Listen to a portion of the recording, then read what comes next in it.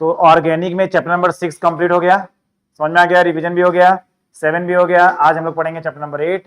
Chapter का नाम क्या है? Aldehydes, ketones and carboxylic acid. देखो, तो ये तीनों जो हम लोग पढ़ रहे थे भाई लोग, बात नहीं करना, जिसने क्लास कर रखी है थोड़ा बहुत बताते रहना। तो ये जो तीनों ऑर्गेनिक कंपाउंड है, ये किसी एक कॉमन ग्रुप से बिलोंग करते हैं। उस कॉमन ग्रुप का नाम क्या है? कार्बोनिल ग्रुप या कार्बोनिल कंपाउंड। क्या होते हैं कार्बोनिल? तो देख लो जल्दी से। तो अगर मेरे को कभी भी ऐसे C डबल बॉन्ड O दिखाई दे, और जैसा कि हम लोगों ने पहले से पढ़ रखा है, कार्बन कितने लोगों से जुड़ने के लिए बना होता है? 4, लेकिन सिंगल बॉन्ड के साथ। अगर कहीं भी आपको एक डबल बॉन्ड दिख रहा है तो कितने लोगों से जुड़ेगा? 2 लोगों से, विद सिंगल बॉन्ड। तो इस तरह से इसके पास ये 2 जगह हो जाएंगे। तो इस तरह के ग्रुप को बोलते हैं कार्बोनिल ग्रुप, और ऐसे कंपाउंड्स को बोलते हैं कार्बोनिल कंपाउंड। तो कार्बोनिल कंपाउंड तो बहुत सारे होते हैं, 6-7 प्रकार के होते हैं, बट हमको सिर्फ 3 पढ़ना है। कौन कौन सा? एल्डिहाइड। एल्डिहाइड मतलब क्या रहेगा? यहाँ पे क्या रहेगा? आर, है ना, एल्काइल को आर से दिखाते हैं, और यहाँ पे क्या रहेगा? एच। तो अगर ये जो 2 लोगों से जुड़ रहा है, ये हो गया कार्बोनिल वाला पार्ट। तो ये जो 2 में से अगर एक एल्काइल ग्रुप है और एक हमारा हाइड्रोजन है, इनको कंबाइंडली हम लोग क्या बोल देते हैं? इसी को CHO। तो ये क्या कहला जाता है? RCHO। तो ये हो गया एल्डिहाइड। सबको समझ में आ रहा है? ठीक है, देखो भाई, एक नया बच्चा इसलिए वापस से बता दे रहे हैं सब। कीटोन्स का क्या सीन है? कीटोन्स का क्या सीन है कि हमारा जो ये C डबल बॉन्ड O, और जुड़ने के लिए जो 2 लोग हैं वो कौन कौन होंगे? R and R dash. Same भी हो सकते हैं, अलग अलग भी हो सकते हैं। तो ये हो गया हमारा कीटोन। ठीक है, तीसरा कार्बोक्सिलिक एसिड। अब इसमें देखो क्या सीन रहेगा? C डबल बॉन्ड O तो रहेगा ही रहेगा, और ये जो 2 लोग हैं इसमें से एक क्या रहेगा? R, और दूसरा क्या रहेगा? OH। बस, तो यही हम लोग को पढ़ना है। ठीक है, बेसिक इंट्रोडक्शन सबको समझ में आया?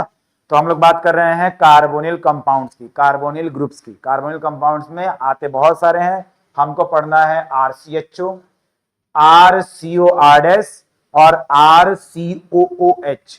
जब भी हम लोग इसको देखते हैं ना कार्बोक्सिलिक एसिड को, तो हमको ऐसे दिखता है RCOOH। हमें लगता है कि ये एक साथ है, जबकि ऐसा नहीं है। OH अलग है, CO अलग है। ठीक है, इतना सबको समझ में आया? समझ में आ रहा है? तो भाई मैंने नोट्स बनवाया है, उसको लिख लेना। अभी तो इतना टाइम नहीं है कि तुमको मैं वापस से ये बनवाऊं। तो इसमें जो चीज लिखी हुई है हमने उसको पढ़ लिया। एग्जाम्पल्स की बात करें, अच्छा हमने जब लिखा था तो क्या लिखा था? यहाँ पे, यहाँ से हमने क्या लिखा था? हमने लिखा था इसके बारे में, किसके? कार्बोनिल कंपाउंड्स के बारे में। तो क्या होता है ये रहा देखो, इसमें क्या था कि organic compounds containing carbon oxygen double bond, C double bond O, और ये 2 लोग जुड़ने के लिए रास्ते इधर है, called carbonyl group, which is one of the most important functional groups in organic chemistry. ठीक है, तो बहुत ही इंपॉर्टेंट फंक्शनल ग्रुप है, क्योंकि इससे सबसे ज्यादा कंपाउंड्स बनते हैं। तो सबसे ज्यादा ऑर्गेनिक कंपाउंड अगर किसी के पास है तो कार्बोनिल ग्रुप के पास है। तो यहाँ पे नीचे दिया हुआ है, तो सीधे हम लोग आ जाएंगे एग्जाम्पल पे। आज ये एग्जाम्पल देखिए कितने हैं? 7 हैं। देखिए 5 यहाँ पे आपको दिख रहे हैं। एल्डिहाइड, कीटोन, कार्बोक्सिलिक समझ चुके हैं। एसाइल हैलाइड में क्या होगा कि एक तरफ रहेगा कोई कार्बोनिक कोई अपना क्या होता है एल्काइल ग्रुप होगा, एक तरफ हैलोजन होगा। तो यहाँ पे फ्लोरीन, क्लोरीन, ब्रोमीन, आयोडीन कुछ भी हो सकता है। अगर हम बात करें एमाइड की, तो अमाइड में क्या आते हैं? एक तरफ हमारा कोई एल्काइल ग्रुप रहेगा, एक तरफ NH2 लगा रहेगा। 2 लास्ट क्या है? एस्टर। एस्टर में क्या होता है? RCOOR dash. तो इसको बोलते हैं हम लोग RCOOR डैश। तो इसमें एक तरफ R रहेगा, एक तरफ OR डैश रहेगा। एसिड एनहाइड्राइड में क्या होता है? एसिड एनहाइड्राइड में देखिए क्या होता है। तो हमने ये पढ़ लिया कि भाई कार्बोनिल ग्रुप है C double bond O, C double bond O, और हमने ये पढ़ा है कि ये 2 लोगों से जुड़ेगा, ये 2 लोगों से जुड़ेगा, पढ़ लिया। तो ये जो 2 लोगों से जब ये जुड़ेगा ऐसे, तो हमको ये पता है कि ऑक्सीजन 2 लोगों से जुड़ने के लिए बना होता है। तो अगर इनका कॉमन ऑक्सीजन आ जाए, कॉमन ऑक्सीजन है, तो इस तरह से ये तो भाई कंप्लीट होगा, ये अपना RR डैश। तो इसको हम लोग बोलते हैं एसिड एनहाइड्राइड। तो ये 7 प्रकार के कार्बोनिल कंपाउंड्स होते हैं। याद रहेगा ना, अपने को 3 से मतलब है, पता सब होना चाहिए। तो ये पढ़ लिया था। हाँ, दोनों तरफ क्या हो सकते हैं? हाँ, सेम भी हो सकते हैं, बिल्कुल बिल्कुल। ठीक है, ये हमने कुछ उसके यूसेज पढ़े थे, कहाँ कहाँ हमको देखने को मिलते हैं ये सब। तो कहाँ कहाँ यूज होते थे ये सब? देखो देखो देखो, aldehydes, ketones and carboxylic acids are wide spread in plants and animal kingdom. तो ये हमको कहां से मिलते हैं उसकी बात हो रही है। कहां से मिलते हैं? तो हमको प्लांट्स एंड एनिमल किंगडम से मिलता है। जैसे कि ये देखो वेनिलिन, ये किससे मिलता है? वनीला बीन से। सैलिसिल्डिहाइड किससे मिलता है? मीडोस्वीट से। और सिनेमल्डिहाइड किससे मिलता है? सिनेमॉन से। तो ये हम लोग ऑलरेडी इसके देख लिए थे, प्लांट्स वगैरह कैसे दिखते हैं, ठीक है, प्लांट से ही उन्हीं से मिलता है। तो ये हमको नेचर में मिलते हैं ऑर्गेनिक कंपाउंड, ठीक है। फिर इनका यूज क्या है? जब इनके यूज की बात की थे तो क्या था?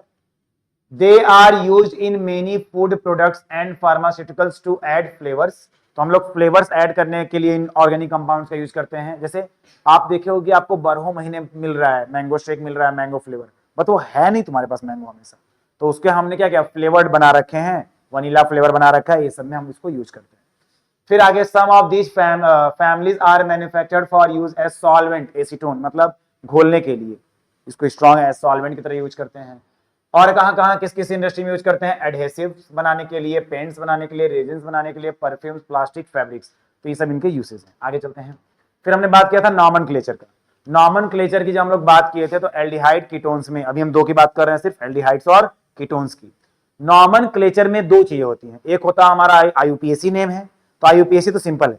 कॉमन नेम में थोड़ा सा दिक्कत है। तो कॉमन नेम में जब आपको पढ़ा रहा था, वापस से देख लो यहाँ पे क्या मैंने पढ़ाया था, तो मैंने आपको ये बताया था कि जब हम एल्डिहाइड्स की बात करते हैं तो एल्डिहाइड्स की जब हम लोग बात करते हैं जो उनका कॉमन नेम है वो आया है कि ये किस एसिड से, किस एसिड मतलब कार्बोक्सिलिक ग्रुप से बने हैं।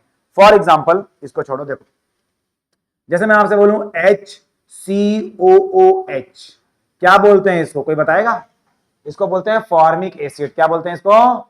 फॉर्मिक एसिड बोलते हैं इसको। तो भाई लिख लीजिए इसको फॉर्मिक एसिड। सबके नोट्स में सब लिखा हुआ है, एक बार बस रिवीजन चल रहा है। फॉर्मिक एसिड कहते हैं इसको।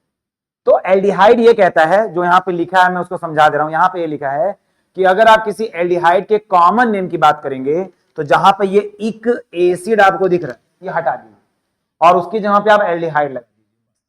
कभी कभी जोड़ने के लिए आपको थोड़ा बहुत अल्फाबेट चेंज करना पड़ सकता है, बट रूल यही है कि इक एसिड हटाइए, एल्डिहाइड लगाइए। तो देखिए इसको करने से क्या होगा, तो हमारा जो HCOOH है वो HCHO अगर आपने लिखा उसको, यानी आपने कार्बोक्सिलिक एसिड को क्या बना दिया? एल्डिहाइड बना दिया। तो एक ही कार्बन है यहां भी, तो फॉर्मिक एसिड से ही ये बना होगा। तो क्या इसको लिखेंगे हम लोग? फॉर्म तक तो रहेगा, फिर एल्डिहाइड, एल्डिहाइड, तो इसका नाम क्या हो जाएगा? फॉर्मेल्डिहाइड। इसी तरह एक और देखते हैं, एक तो एक हो गया, एक और देखते हैं। अगर मेरे पास है CH3COOH, क्या बोलते हैं इसको? Acetic acid. इसको हमने बोल रखा है एसिटिक एसिड। फिर वही रूल कि आप इक एसिड को हटा दीजिए। तो जब आप इक एसिड को हटाएंगे तो आ जाएगा आपके पास ACET। अब इससे आप क्या जोड़ेंगे? एल्डिहाइड जोड़ दीजिए, एल्डिहाइड। तो इसका नाम क्या हो जाएगा? एसिटल्डिहाइड। देखिए यहां पे दिख रहा है। और ये जो COH है वो क्या बन जाएगा? CH3CHO। यही चीज उसने लिख रखी है। अगर आप इसको पढ़ेंगे, एनसीईआरटी रीडिंग मारेंगे तो वही चीज लिखा हुआ है, पढ़ लीजिए। बाय रिप्लेसिंग द एंडिंग इक ऑफ एसिड विथ एल्डिहाइड, मतलब हम इसका जो कॉमन नेम जब लिखते हैं किसी एल्डिहाइड का तो इक एसिड को रिप्लेस कर देते हैं और बन जाता है, सिंपल सी बात है। यहाँ पे कुछ और भी चीजें दी हुई उसको भी पढ़ लेते हैं। अभी इसको यूज पड़ेगा, आज मैं जितना पढ़ाऊंगा आज ही उसका यूज होने वाला है, देखते रहिएगा। तो अगर ये CHO जिस कार्बन से लगा है, CHO ग्रुप जिस कार्बन से जाके भिड़ गया है, तो उस कार्बन को बोलते हैं अल्फा कार्बन। उस अल्फा कार्बन का जो पड़ोसी कार्बन होता है उसको बोलते हैं बीटा, और उस बीटा का भी जो पड़ोसी कार्बन होता है उसको बोलते हैं gamma. So here we have alpha beta gamma. इसका यूज क्या है बस इंतजार करो, अभी सब समझ में आएगा, बस आपको पता होना चाहिए, बात खत्म। CHO जिस कार्बन से लगा है वो अल्फा, उसका पड़ोसी बीटा, उसका पड़ोसी गामा। इसके आगे जरूरत पड़ेगा ही नहीं, ठीक है। आगे चलते हैं। तो ये था हमारा common name of aldehydes. Similarly ketones की भी ऐसी बातें हैं। तो कीटोन्स में भी वही होता है कि हमारा एसिटिक एसिड से बना था, तो हम लोगों ने क्या किया? एसिड और एक एसिड हटा के लगा दिया ओन, तो एसीटोन। अच्छा एक चीज याद कर देता हूं, सुनो, जब भी मैं ये वर्ड यूज करूंगा ना आपको एकदम रटा होना चाहिए। कहीं भी अगर मैंने बोला एसिटोफिनोन, रट लो इसको। तो एसिटोफिनोन मतलब बेंजीन से COCH, क्योंकि बार बार ये यूज होगा एसिटोफिनोन, कहीं ना कहीं लगा हुआ है एसिटोफिनोन। समझ में आ रहा है? जैसे बोल दिया कि भाई 3 ब्रोमो एसिटोफिनोन, तो इसका मतलब इसके तीसरे नंबर पे क्या लगा है? ब्रोमीन लगा है। तो ये सब पता होना चाहिए।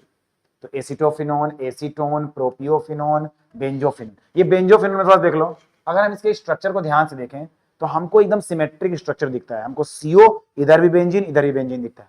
लेकिन यहाँ पे नाम कितना अलग अलग है, देखो ये नाम है बेंज यानी बेंजीन वाला, और ये नाम है फेन यानी फिनाइल वाला। तो एक होता है सफिक्स, एक होता है प्रीफिक्स।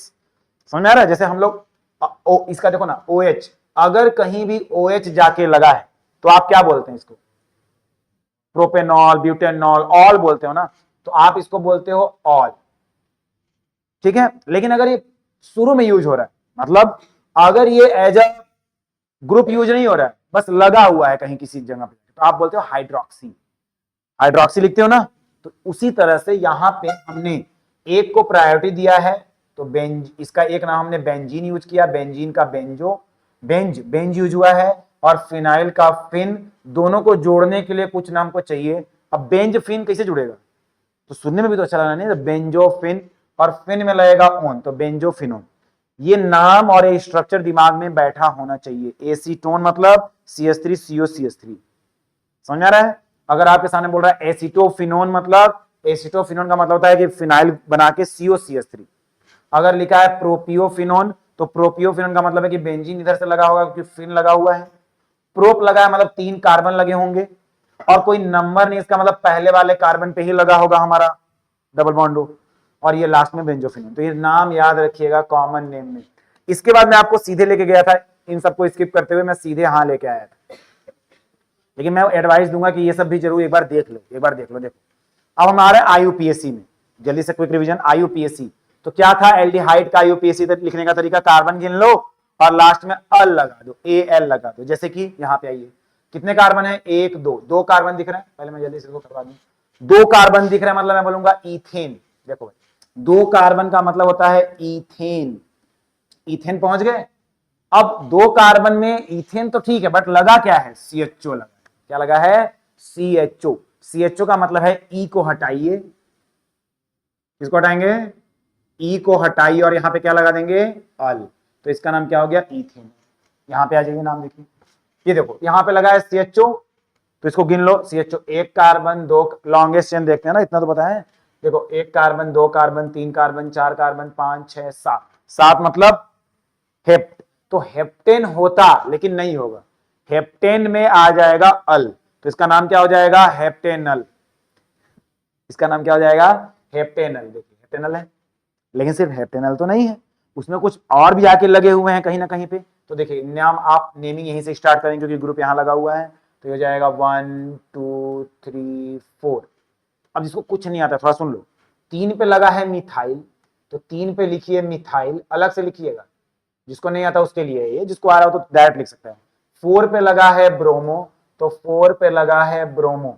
अब आप देखिए कि पहले बी आता है कि पहले एम आता है? पहले बी आता है, तो पहले आप बी वाला लिख लीजिए। तो नाम क्या हो जाएगा? 4 ब्रोमो 3 मिथाइल हेप्टेनल, और गैप होना ही नहीं चाहिए। मान लो मेरे को कम नॉलेज है तो मैं ऐसे लिखता हूं, मान लो 4 ब्रोमो 3 मिथाइल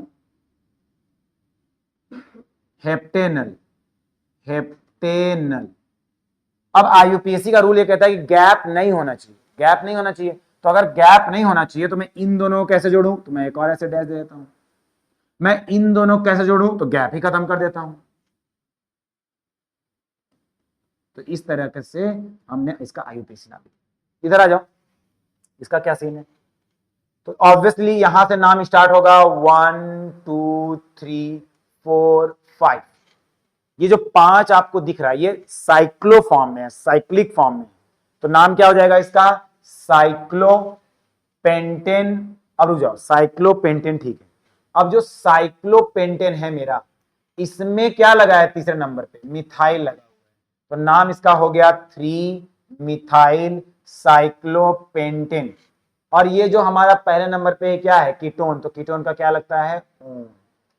अब यहां पे ओन भी यूज होता है, कई बार ओन यूज होता है, कई बार अल यूज होता है। तो अगर मैं इसी का नाम रख दूं 3 मिथाइल साइक्लोपेंटेनल, तो क्या सही है? बताओ, ऐसे मैं रख दूं 3 मिथाइल, गैप नहीं होना चाहिए, मैं नीचे लिख रहा हूं साइक्लोपेंटेनल, तो क्या ये सही है गलत? वजह बताइए। वेरी गुड, समझ में आया। तो इस बात का ध्यान देना। एक बार यहाँ पे देखो, एक बार यहाँ पे देखिए सब लोग, जिन बच्चों को बहुत ज्यादा कंफ्यूजन होता है उनके लिए मैं बता रहा हूँ। दिमाग में आता है कि सर ये कभी अल यूज हुआ है, कभी ओन यूज हुआ है, तो डिफरेंस किस चीज का है? डिफरेंस है हाइड्रोजन का। देखो अगर आपने अल लिखा है तो वहां पे CHO प्रेजेंट है, तब आपने अल लिखा है। लेकिन अगर वहां पे हाइड्रोजन है नहीं तो आपको सिर्फ CO दिखाई दे रहा है। यहाँ पे कार्बन है भाई, जिनको नहीं समझ में आता है कार्बन कार्बन होता है, carbon carbon carbon carbon carbon, तो यहाँ पे हाइड्रोजन नहीं दिख रहा है, तो सिर्फ CO प्रेजेंट है। तो CO प्रेजेंट है इसका मतलब होता है ओन दिखेगा। तो ये जितने बच्चे लिख रहे थे गलत हो जाएगा, नंबर कट जाएगा। एक चीज और बताते हैं, मान लो ऐसा कुछ आ गया, अभी आएगा थोड़ी देर बाद आएगा, जस्ट थोड़ी देर और रुको, इसके जस्ट बाद आएगा। मान लो ऐसा आ गया कि C डबल कीटोन वाला बीच में कहीं आ जा रहा है, तो उसके लिए ऑक्सो वर्ड यूज करेंगे। अभी यार इधर आ जाए, इधर। अब इस वाले को देखो, इस वाले में कहोगे सर CHO प्रेजेंट है तो अल लगा दीजिए, नहीं लगाएंगे। उसके पीछे रीजन है, देखो जब तुम इसको देखोगे तो कार्बन, ये वाला कार्बन पहले नंबर पे, इस कार्बन से लगा हुआ यहां पे जो कार्बन है वो एक कार्बन, 2 3 4 5 6, तो ये जो पूरा सेटअप है ये वाला, इस सेटअप को मैं बोल सकता हूं साइक्लोहेक्सेन। बस रुक जाओ, साइक्लोहेक्सेन। साइक्लोहेक्सेन मतलब 6 कार्बन साइक्लोफॉर्म। क्या हुआ जी शिखा, ये क्या तरीका है क्लास लेने का? देखो तुम लोग का तबियत तबियत ठीक ना रहा कहना तो क्लास मत आएगा, आराम किया करो घर पे। यहाँ आके एकदम हेड डाउन करके लेटते रहते हो, सोते रहते हो।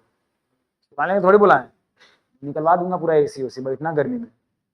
देखो तो साइक्लोहेक्सेन दिख रहा है सबको, लेकिन प्रॉब्लम क्या है? साइक्लोहेक्सेन तो दिख रहा है, लेकिन आगे क्या? मत देखो आंसर, ये सोचो क्या हो सकता है। मान लो मेरे सामने एक क्वेश्चन आ गया यही वाला कि भैया इसका आप बताइए IUPAC नेम क्या हो, और मान लो मेरे को ठीक से मैंने पढ़ा नहीं है क्लास में, तो दिमाग में क्या आएगा? दिमाग में आएगा, मेरे दिमाग में आएगा कि मैं इसका नाम लिख देता हूं साइक्लोहेक्सेन, और सर ने बोला था कि CHO दिखे तो हेक्सेनल लिख दीजिए, साइक्लोहेक्सेनल कर दीजिए, तो गलत हो जाएगा। क्योंकि क्यों गलत हो जाएगा? उसके पीछे रीजन क्या है मेरे भाई? इसके पहले जब आप AL लगाते थे तो उस कार्बन को ऐड करके लगाते थे। ध्यान दीजिए, इधर देखिए, इसको छोड़ दो अगर तो कितने कार्बन है? 1 2 3 4 5 6 कार्बन। लेकिन आपने तो हेप्टेनल लिखा है ना, इसका मतलब आपने इस कार्बन को ऐड किया होगा तब ना आपने हेप्टेन लिखा है। तो कई सारी चीजें आपको दिमाग में बैठाना। पहला, अगर CHO लगा है तो अल लगाएंगे इंक्लूडिंग दैट कार्बन। जैसे कि यहाँ पे देखो कितने कार्बन थे? 2, तो तुमने CHO वाले कार्बन को ऐड करके ना इथेनॉल लिखा है यार। तो जो भी बच्चा इसका आंसर साइक्लोहेक्सेनल लिखने वाला है टेस्ट में या पेपर में, भाई सावधान हो जाओ, क्योंकि अगर आपने हेक्सेनल लिखा है तो इसका मतलब ये कार्बन ऐड हुआ है, और अगर इनमें कार्बन ये वाला ऐड हो जाएगा तो ये 7 कार्बन हो जाएंगे। लेकिन अब आप ये भी नहीं लिख सकते हैं, साइक्लोहेप्टेनल भी नहीं लिख सकते हैं। क्यों? क्योंकि साइक्लो में तो 6 ही कार्बन है, बहुत समस्या है। यानी हमारे पास जितने पीछे के मेथड थे वो काम नहीं करेंगे, तो एक नया मेथड आएगा, और वो ये मेथड कहता है, IUPAC पढ़ा रहे हैं, वो ये कहता है कि अगर कभी भी जिंदा, मैं बोलता हूं ऐसे कि अगर आपको कहीं कहीं सीधे पूरे के पूरे सेटअप में एक जिंदा CHO लगा हुआ दिखाई दे रहा है, जिंदा CHO मतलब उसका कार्बन उसमें ऐड नहीं हुआ है, तो इसको हम लोग अलग से एक नाम देंगे, and that name is carbaldehyde. क्या बोलेंगे उसको? कार्बेल्डिहाइड। तो अगर मैं कार्बेल्डिहाइड वर्ड यूज करता हूं, कार्बेल्डिहाइड वर्ड यूज करता हूं, इसको तुम तोड़ो, जिसको नहीं समझ में इसको तोड़ दो। देखो कार्ब और एल्डिहाइड, एल्डिहाइड मतलब CHO, कार्ब मतलब इसका जो कार्ब मतलब कार्बन, इसका जो कार्बन है वो अलग है, जुड़ा नहीं है, जिंदा कार्बन कार्बेल्डिहाइड। तो याद रखिएगा, हर ऐसे ही आपको NCERT पढ़ना है, ठीक है। नेक्स्ट नेक्स्ट, यहां तो समझ में आ रहा है सबको? नेक्स्ट इधर आ जाइए। नाम किधर से स्टार्ट करेंगे? जिधर से ग्रुप लगा है, तो ग्रुप लगा है यहां पे, तो 1 2 3 4 5, 5 दिख गया तो टेंशन खत्म, मैं 5 देख के लिख दूंगा पेंटेन नल। लेकिन अभी मैं फंस गया, मैंने लिखा पेंटेनल, गलत हो गया। रीजन? क्योंकि डबल बॉन्ड प्रेजेंट है। देखो तुम्हारे दिमाग में जो आ सकता है मैं लिख के गलत काटता हूं, ताकि तुमको ये पता रहे क्या गलती नहीं करना है। दिमाग में आ रहा है पेंटेनल, खत्म, लेकिन नहीं कर सकते हैं।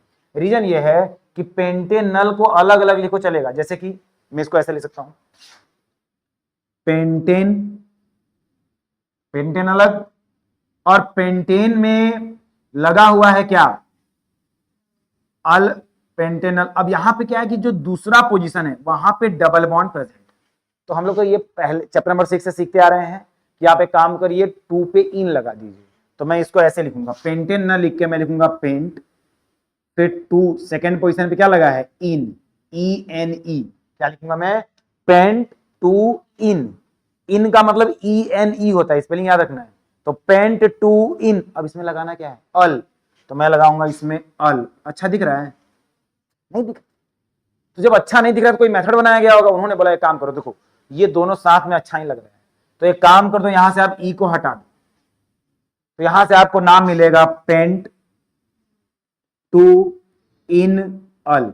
तो इस तरह से नाम हो जाएगा, पेंट टू इन अल। ठीक है, आगे देखो, यहां पे आ जाते हैं। अब फिर से नाम स्टार्ट करेंगे, नाम स्टार्ट करेंगे तो नाम कहां से स्टार्ट होगा, जहां पे ग्रुप है 1 2 3, और इसी 1 से लगा हुआ है पूरा का पूरा फिनाइल ग्रुप। देख लो, फिनाइल आ गया पूरा का पूरा है, जब फिनाइल ग्रुप आ रहा है। अब बेंजीन आप नहीं लिख सकते हो इसको, क्योंकि अब ये मेन प्रोडक्ट नहीं है, मेन ये है। तो इस वाले कार्बन से लगा है फिनाइल, और जो फिनाइल लगा है वो पहले नंबर पे लगा है। समझ में आ गया? तो पहले नंबर पे लगा है फिनाइल। अच्छा, कार्बन इसमें कितने हैं, 1 2 3।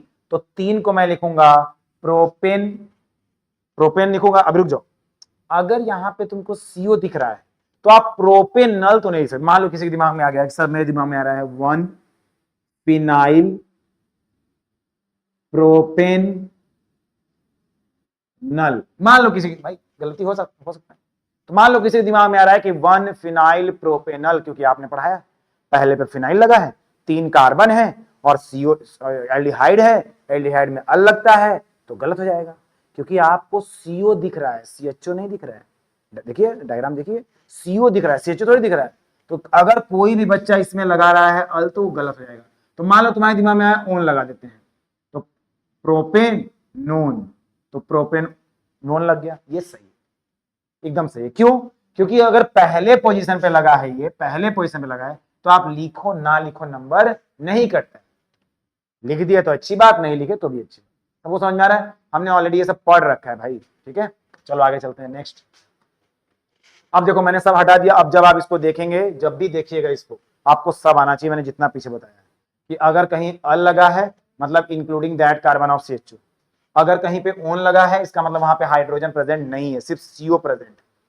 ठीक है, क्योंकि ये एल्डिहाइड बन चुका है और ये क्या बन चुका है, CO मतलब कौन सा ग्रुप, कीटोन। तो कीटोन का ओन और एल्डिहाइड का अल, तो दोनों अलग अलग ग्रुप है, कंफ्यूज मत होना। ठीक है, चलो भाई इतना पढ़ लिया। थोड़ा सा और देख लो, इस पन्ने को भी देख लो, ये वाला देखो, यहाँ पे ऑक्सो दिख रहा है और इसी में बच्चे फंसते भी। देखो जब तुम नाम लिखने जाओगे, इसका नाम लिखने जाओगे तो यहीं से स्टार्ट करोगे 1, क्योंकि CHO प्रेजेंट है यहाँ पे। 1 क्या हुआ, उसको ऊपर मत उठाना। हाँ 1 2 3 4 5। सबको समझ में आ रहा है?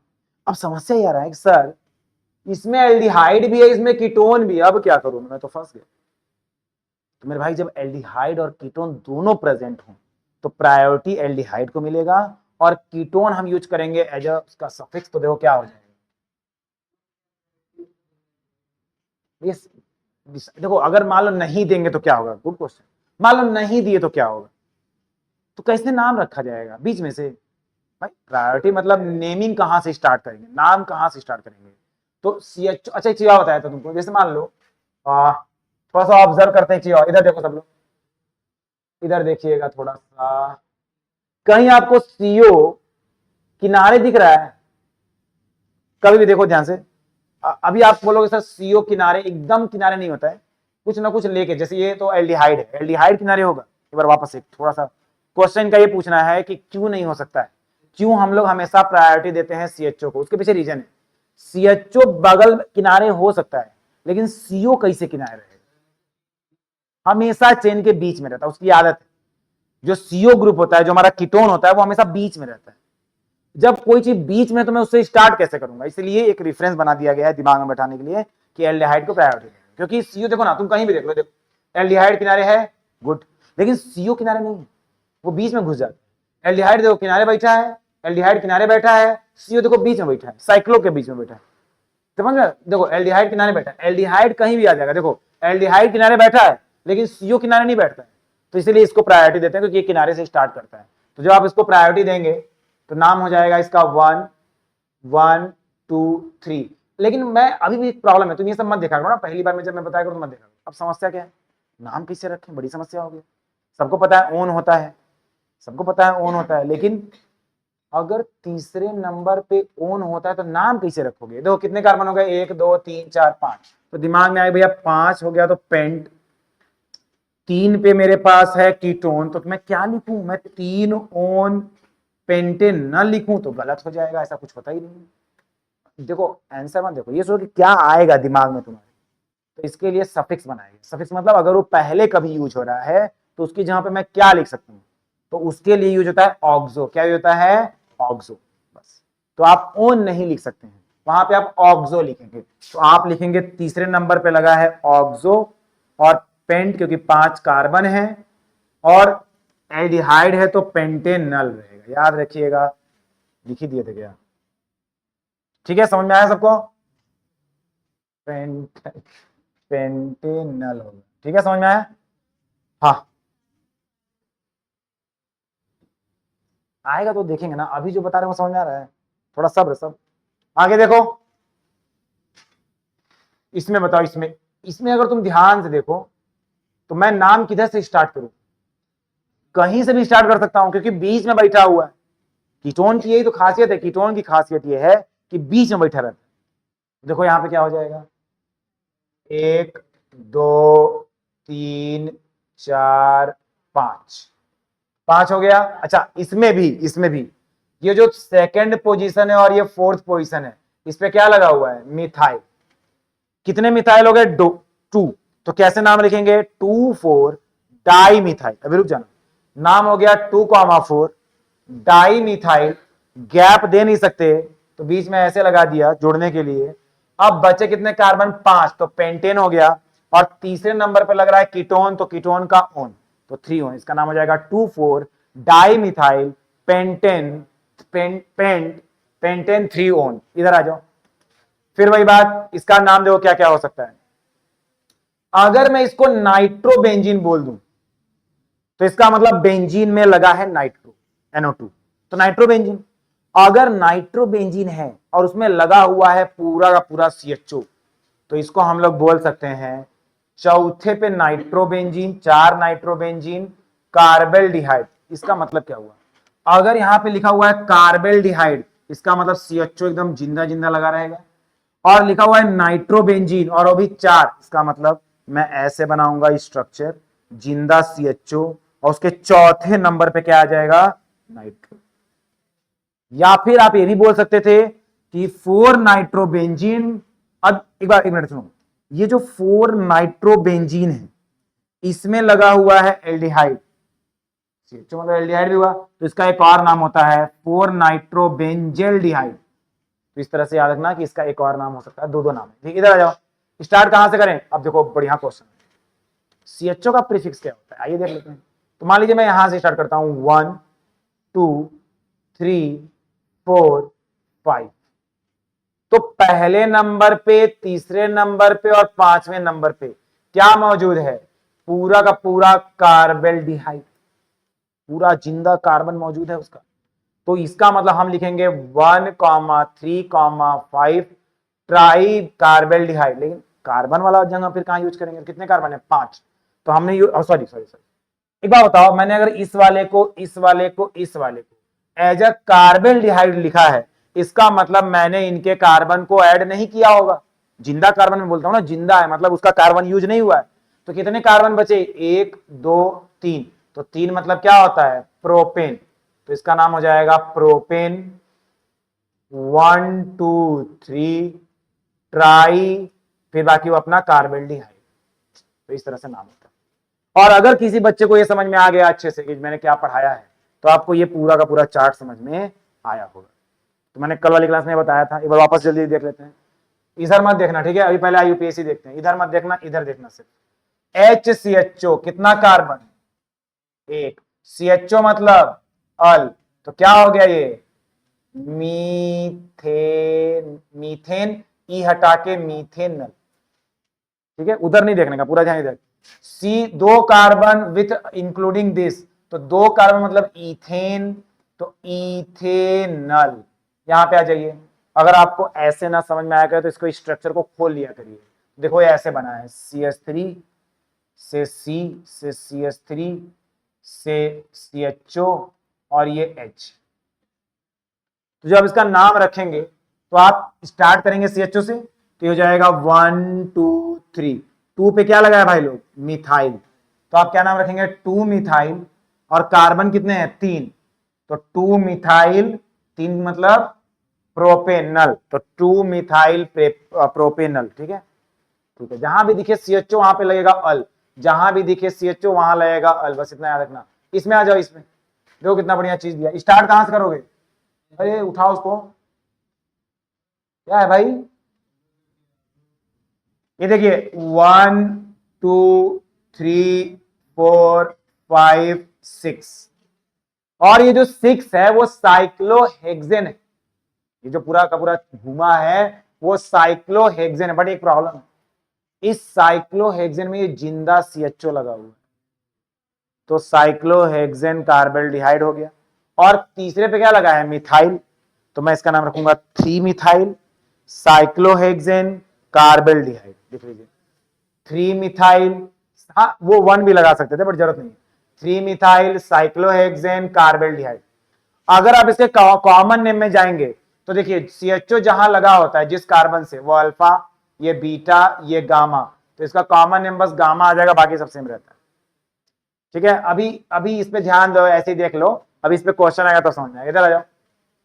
इसको अगर ढंग से बनाए तो कैसे बनेगा, इसको ढंग से बनाओ, CH3 से CH से CHO, और इसी C से लगा है OCH3। मैं क्लास में बताया था कि जब ये आगे कहीं लगता है इसका नाम होता है, क्या बोलते हैं इसको, मिथॉक्सी। क्या बोलते हैं इसको, मिथऑक्सी, मिथाइल विथ ऑक्सीजन, मिथॉक्सी बोलते हैं इसको। तो देखो इसका नाम क्या हो जाएगा, 1 2 3, 2 मिथॉक्सी प्रोपेनल, 2 मिथॉक्सी प्रोपेनल। समझ में आ रहा है, अभी बस IUPAC पे ध्यान दो। इधर आ जाओ, इस वाले का देखो, इस वाले, इसको जब बनाओगे तो कैसे बनाओगे, एकदम सिंपल है। तो देखो 1 2 3 4 5 पेंटेनल, कुछ था ही नहीं।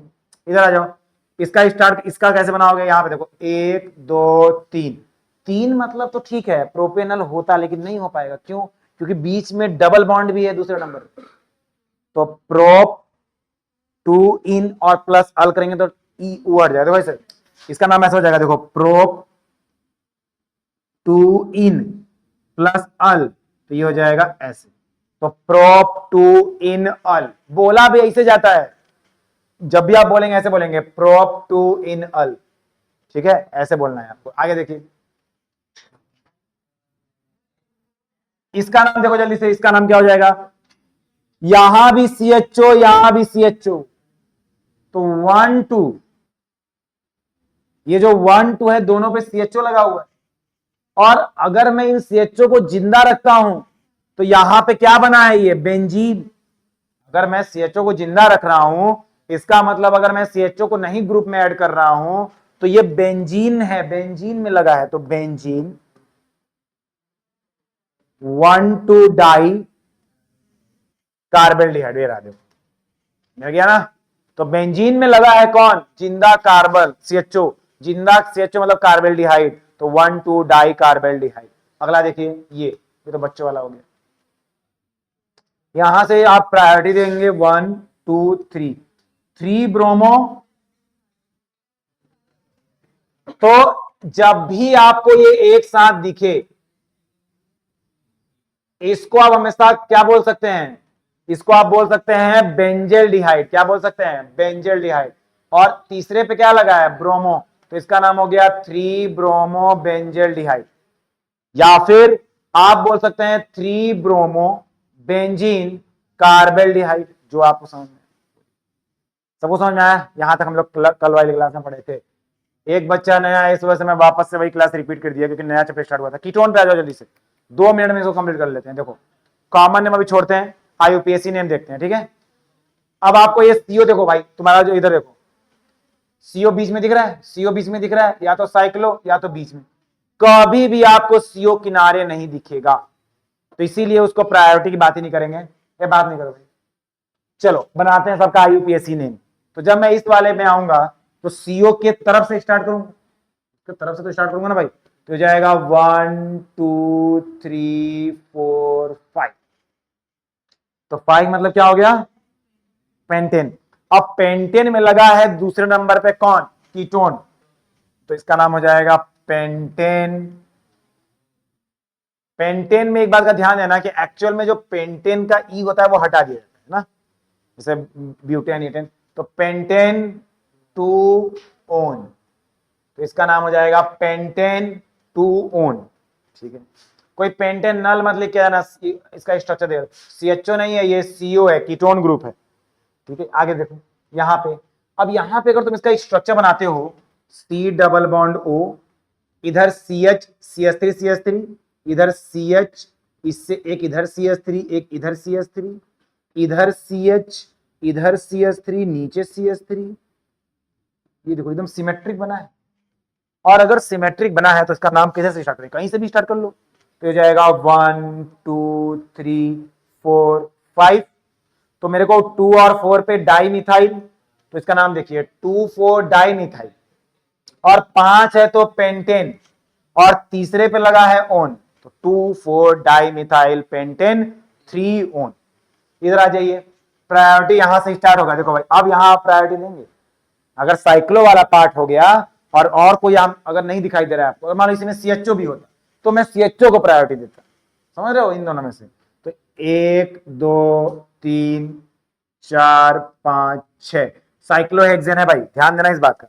तो नाम क्या हो जाएगा कि साइक्लोहेक्सेन में, तो ठीक है, अगर मेरे पास मान लो ये साइक्लोहेक्सेन था, ध्यान सुनना, ध्यान सुनिए, साइक्लोहेक्सेन में जब सीएचओ लगा होता है तो एक प्रॉब्लम ये है कि साइक्लोहेक्सेन में जब सीएचओ लगा होता है तो सी अलग होता है, कार्बन अलग होता है, कार्बन उन साइक्लोहेक्स का पार्ट नहीं होता है, तो वहां पे एक समस्या है, और उस समस्या का समाधान था कार्बेल्डिहाइड।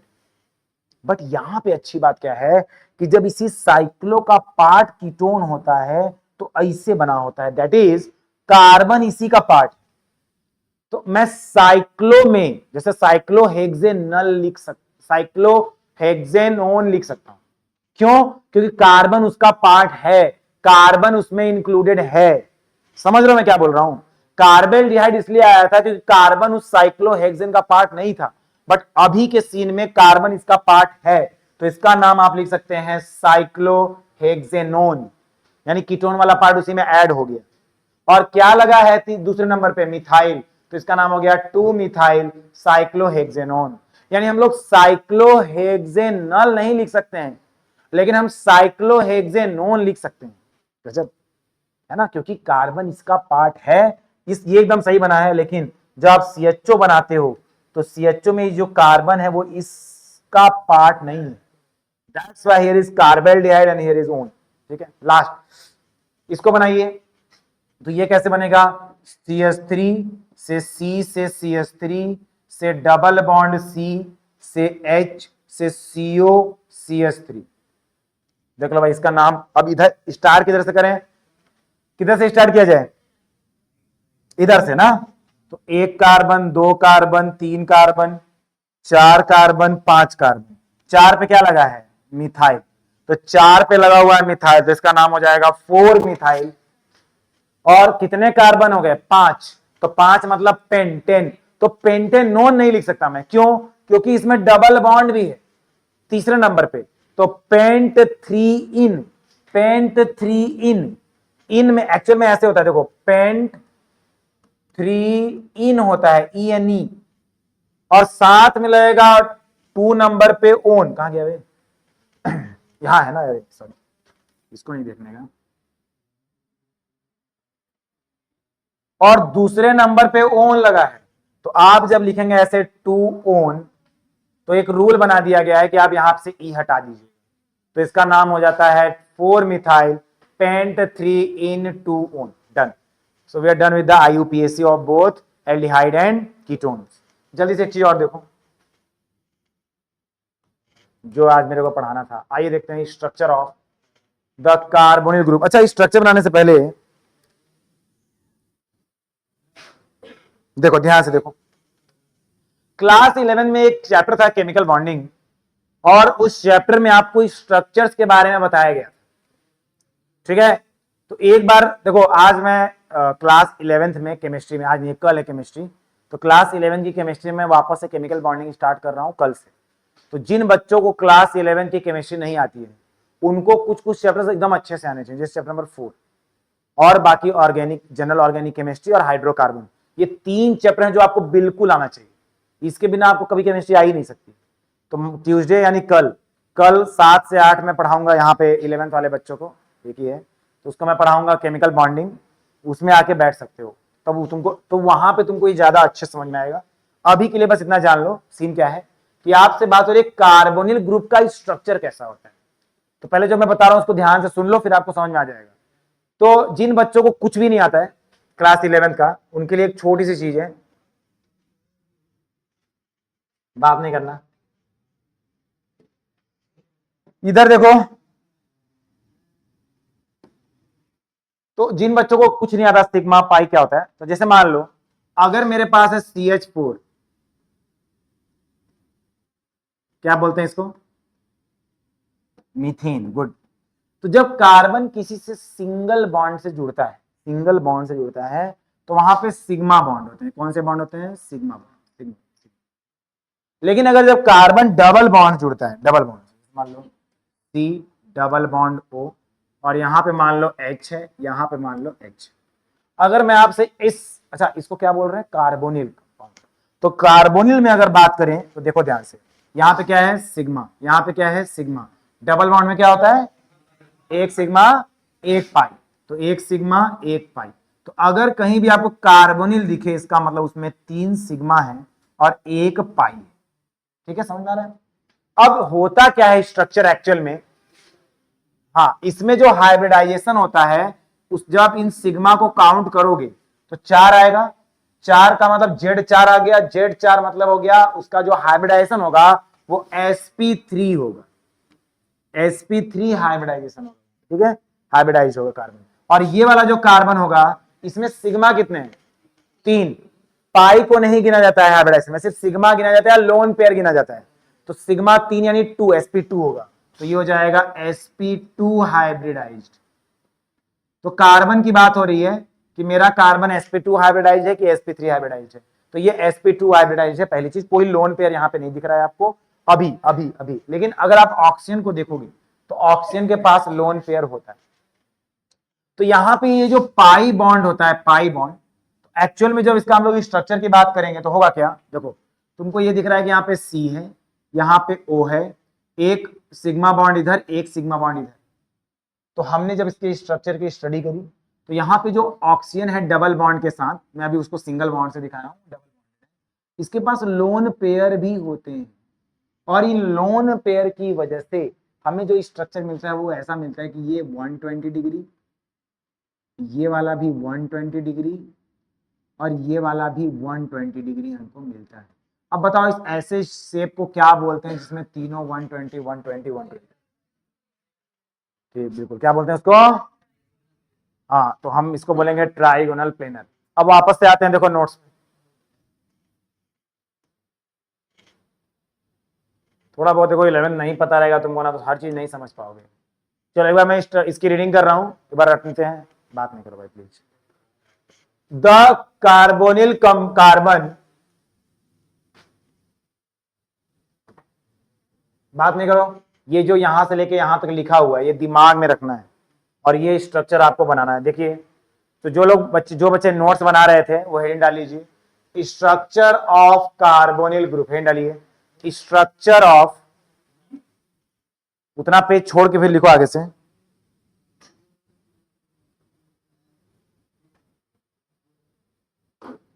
चैप्टर के एंड में, जिस दिन ये चैप्टर मेरा कंप्लीट होगा तो इसका टेस्ट होगा, एक टेस्ट कॉपी जो है वो भी मैं कल परसों में दिखा दूंगा।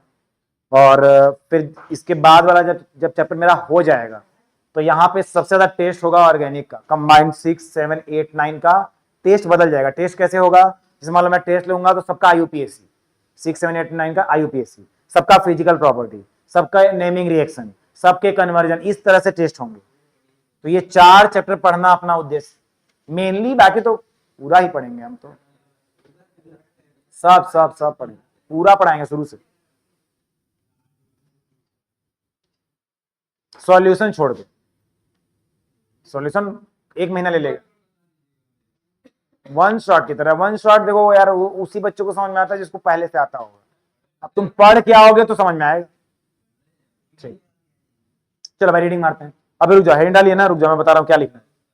The carbonyl carbon atom is, बात नहीं करेगा, the carbonyl carbon atom is sp2 hybridized and form 3 sigma bond. क्या ये अभी लिखना मत, पहले समझ लो, अभी जस्ट पीछे समझाए थे। ये लाइन समझ में आ रही कि नहीं? जब आपने इसको रीडिंग करा तो आपको समझ में आया क्या है इसका मतलब? हम इसकी बात कर रहे हैं। यहां पे देखिए वापस से, तो कार्बन जुड़ा है ऑक्सीजन से, ये जो चीज, ये जो शेप बन रहा है उस पर भी मत ध्यान देना तुम, उस पर एकदम बिल्कुल ध्यान दो, मैं अभी समझाऊंगा एक्चुअल में वो है क्या। तो आप कार्बन को देखिए, कार्बन डबल बॉन्ड से जुड़ा है ऑक्सीजन से, और यहाँ पे उसकी जगह खाली है जुड़ने के लिए गैस। तो ये जो मेरा कार्बन है वो कैसा कार्बन हो गया? sp2 हाइब्रिडाइज्ड कार्बन हो गया। इसमें जो ये सिग्मा सिग्मा वाले होते हैं तो आमने सामने जुड़ जाते हैं, लेकिन जो पाई बॉन्ड होता है वो सीधा नहीं जुड़ता है, वो लैटरल जुड़ जाता है। तो ये जो जुड़ाव दिखाया, ये कार्बन का और ऑक्सीजन का कैसे जुड़े हैं वो दिखाया हुआ डायग्राम। तो तुम्हें बात बता मेरे भाई, कि जो कार्बन जब सिग्मा बॉन्ड से जुड़ा है किसी से, कार्बन या तो हाइड्रोजन से जुड़ा है या तो ऑक्सीजन से जुड़ा है, तो जब वो हाइड्रोजन और ऑक्सीजन से जुड़ रहा है तो उसी प्लेन में जुड़ रहा है, simple end to end overlapping से जुड़ रहा है, सिग्मा बॉन्ड से जुड़ रहा है।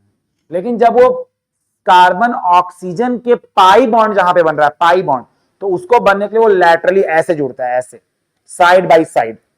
देखो इसको बोलते हैं सिग्मा, इसको बोलते हैं पाई, याद रखना इसे।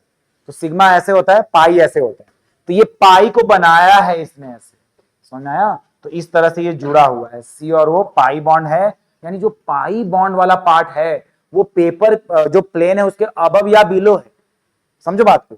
और जो सिग्मा बॉन्ड वाले पार्ट है वो प्लेन में है। तो इसका मतलब अगर यहां पे कार्बन है तो कार्बन सिग्मा सिग्मा मेरे हाथ में ही है, लेकिन जो पी, जो उसका वो लेटरल जो जिस तरह से जुड़ रहा है तो वो या तो प्लेन के ऊपर है या तो प्लेन के बिलो है। अब इसको देखना, रीडिंग मारोगे समझ में आएगा, अभी कुछ लिखना मत। तो पहला चीज तो ये था कि the carbonyl carbon atom is sp2 hybridized and form 3 sigma bond. 3 sigma मतलब एक सिग्मा यहां, एक सिग्मा यहां और एक इन दोनों के बीच में सिग्मा, तो 3 सिग्मा बॉन्ड होते हैं। The fourth valence electron of carbon remains in its p orbital and form a pi bond with oxygen by overlap with p orbital of an oxygen। वही जो पूरी बात लिखी हुई है कि इसका जो चौथा वाला जुड़ाव हो रहा है, देखो एक सिग्मा सिग्मा सिग्मा, 3 तो सिग्मा जुड़ गए, जो पाई वाला जुड़ रहा है उसके बारे में लिख रहा है कि the fourth valence electron of carbon, carbon के पास 4 वैलेंस इलेक्ट्रॉन होते हैं ना, तो 3 तो सिग्मा जुड़ गए, जो चौथा वाला है वो जुड़ रहा है। The fourth valence electron of carbon remains in its p orbital and form a pi bond. Pi bond मतलब लैटरल ओवरलैपिंग, ऐसे मिल रहा है, तो इस तरह से जुड़ा हुआ है। अब उसके बारे में आगे क्या बोल रहा है? In addition the oxygen atom also has 2 non bonding electron pairs, thus the carbonyl carbon and the 3 atoms attached to it। ये लाइन इंपॉर्टेंट है, ये लाइन, ये जो यहाँ पे कि the carbonyl carbon and the 3 atoms attached to it lie in the same plane, यानी जो सिग्मा वाले हैं वो एक ही प्लेन में। अगर मैं अपने हाथ में दिखाऊं तो कार्बन, उससे जुड़ा हुआ ये वाला हाइड्रोजन, ये वाला हाइड्रोजन, और उससे सिग्मा से जुड़ा हुआ ऑक्सीजन, ये मेरे हाथ में, तीनों के तीनों मेरे, मतलब सब मेरे हाथ में। लेकिन जो उसका फोर्थ बैलेंस इलेक्ट्रॉन है, किसका? कार्बन का, वो जब ऑक्सीजन से जुड़ रहा है तो वो पाई बॉन्ड से जुड़ रहा है, और वो ऐसे ऊपर ऐसे नीचे। तो देखो क्या लिख रहा है? And the pi electron cloud is above and below this plane. Plane के या तो ऊपर है या तो नीचे। तो इसका मतलब क्या हुआ सर? इसका मतलब देखो, सब लोग इधर देखो मेरे हाथ में, पेन देना जी, लिख के समझें। पेन है कि पेंसिल है? ये इधर देखना, हाथ में देखना, ये देखो, ये रहा कार्बन, ये रहा कार्बन, ठीक। कार्बन जुड़ा एक हाइड्रोजन, एक और, मैं ऐसे हाइड्रोजन ले लेता हूं, वहां पे कुछ भी हो सकता है, तो मैं हाइड्रोजन ले रहा हूं। तो ये सिग्मा सिग्मा से जुड़ गया, ये देखो सबको दिख रहा है ना, एक ही प्लेन में सब जुड़ रहा है। देखो ये कार्बन, उससे एक इधर सिग्मा, एक इधर सिग्मा, फिर इधर सामने जाके जुड़ रहा है ऑक्सीजन से, ये देखो सामने ऑक्सीजन जुड़ गया, लेकिन ऑक्सीजन से तो ये तो सिग्मा वाला है, ये तीनों सिग्मा दिख रहे हैं तुमको।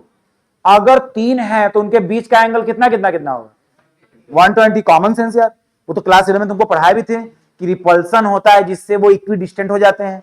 तो ये भैया हो गया 120, ये हो गया 120, ये हो गया 120। ये सबको समझ में आ रहा है जो मेरे हाथ में?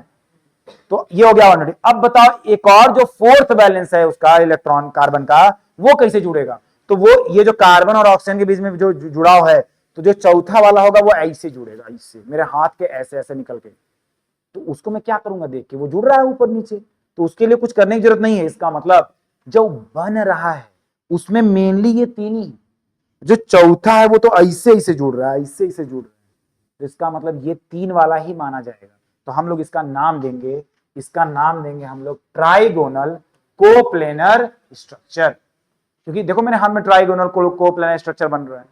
ट्राइगोनल कोप्लेनर का मतलब, को मतलब एक जा, प्लेनर मतलब एक ही प्लेन में, एक ऐसा ट्राइगोनल जिसमें तीन लोग एक ही प्लेन में सेम एंगल से जुड़े होते हैं। दिख रहा है साफ साफ? So this is trigonal coplanar. इस तरह से बनता है स्ट्रक्चर। तो आपके दिमाग में ये पूरा स्ट्रक्चर होना चाहिए। देखो मेनली ये पढ़ने के बाद अब एक बार डायग्राम को ध्यान से देखिए। यहां पे उसने सिग्मा बॉन्ड को दिखाया है कि भैया ये सिग्मा ये आपस में सिग्मा से जुड़े हैं। यहां पे उसने पाई बॉन्ड से दिखाया है, तो ये पाई बॉन्ड से इस तरह से सी और ओ जुड़ा हुआ है, यहाँ पे sp2 है, सब मिला के उसने ये बनाया है। तो ओवरऑल ये डायग्राम है। तो हम लोग क्या लिखेंगे अपने में? तो हम लोग लिखेंगे, तो मैंने पूरा भर दिया, इसमें लिखो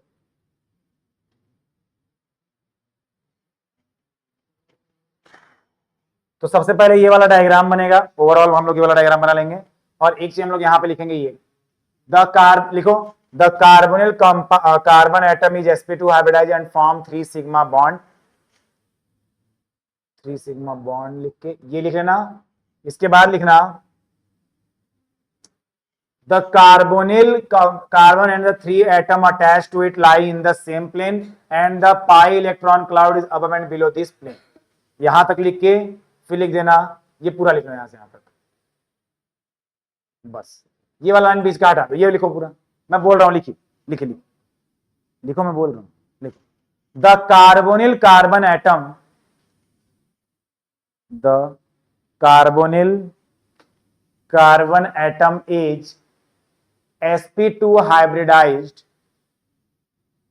sp2 hybridized and forms 3 sigma bond and forms 3 sigma, बहुत धीरे लिखती होगी, 3 sigma bonds। उसके बाद लिख लीजिएगा ये the carbonyl carbon and the 3 atoms attached to it lie in the same plane and the pi electron cloud is above and below this plane। और लास्ट में ये लिखना मत भूलिएगा कि the bond angles are approximately 120 as expected of a triangular coplanar structure. बस इतना लिख के ये वाला डायग्राम बना देना, ये लास्ट वाला।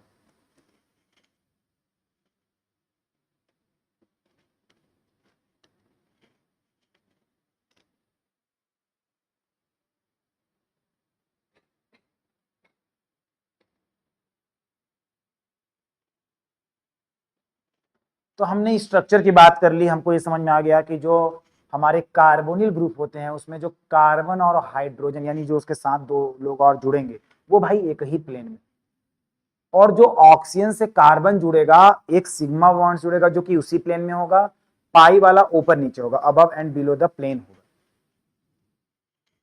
और जिसको अभी भी कम लग रहा है, नहीं समझ में आ रहा है, इसका मतलब आपको 11th नहीं आ रहा है, तो पहले 11th की क्लास करनी पड़ेगी।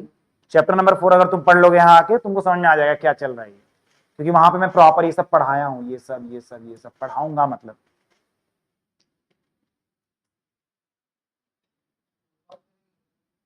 हाँ 11 तो नहीं करते हैं, कर लेंगे बोलोगे तो।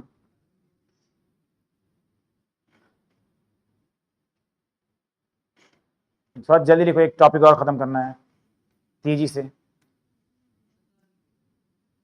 ठीक है। चलिए भाई आगे बढ़ते हैं तेजी से, 2 मिनट नहीं है। नोट डालिएगा। इतना लिखने के बाद सारे बच्चों जिसने इतना लिख लिया एक नोट डाल लेना ऐसे, नोट। और नोट में आपको छोटी सी बात बताया, उसको आप लिखेंगे नोट में। तो आई होप सबको ये पता होगा कि इलेक्ट्रोफाइल क्या होता है, न्यूक्लियोफाइल क्या होता है, सबको पता होगा।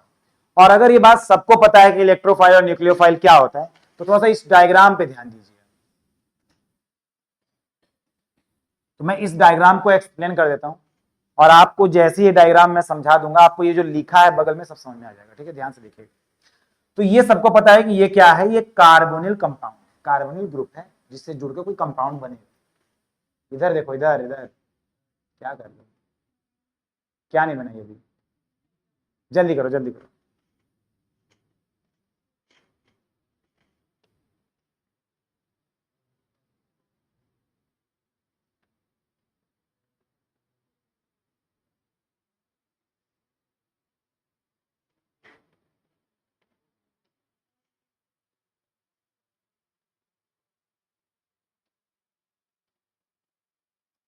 हो गया? तो बताओ ना कि हो गया। आगे देखो, इधर देखो।